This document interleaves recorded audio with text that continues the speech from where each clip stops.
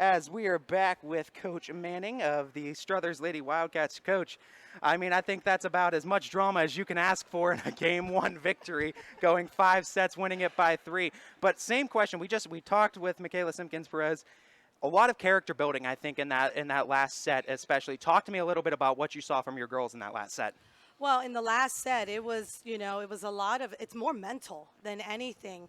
And it's, we know each person on the court at that moment has great skill.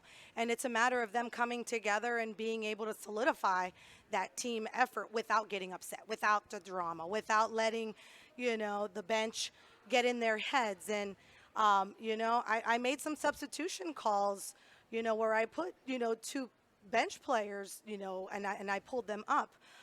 So a lot of that, I love the fact that even though I did that, they took it on and they helped each other out and they made it work. And I think that's as much character building and as big of a character building experience as you can ask for in a Game 1. You're up 2 sets to nothing, and then you can get down on yourself really easily, losing 2 sets. Talk to me about what you were telling your girls after losing those 2 sets in a row to Harding to try to keep them refocused in the game, knowing that there's still a 5th set to play. Well, and typically, when we are down, it's like there's nothing we can do about what already occurred. So in Game 3 and 4, it was like, okay, we're down 2 sets. We're going to Game 5 now. No matter what, you've got to forget what already happened. We've got to work on the next 15 points, and that's what we've got to do. We've got to be able to come together. When it comes to technicality, we needed to have our serves, and we needed our serve receive to step it up. We were struggling.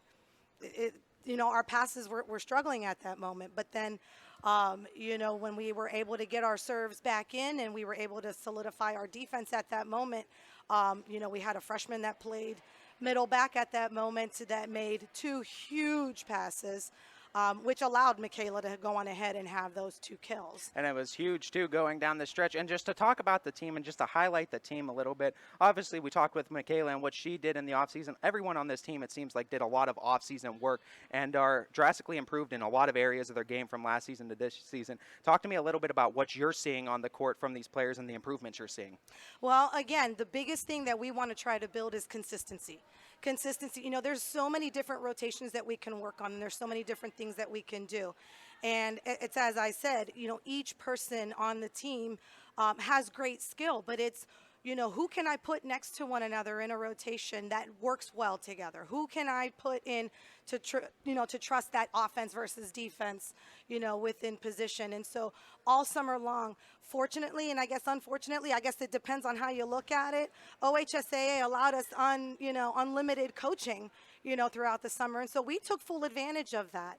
And we were able to develop our players skill-wise. And so I think what you see is a lot of good building all the way, from freshman all the way to senior. I think the culmination of the hard work shows on the court, Coach, and I think what you've done in the offseason is really showing on the court with these girls. So congratulations on a big Game 1 victory, and we wish you the best of luck in the rest of your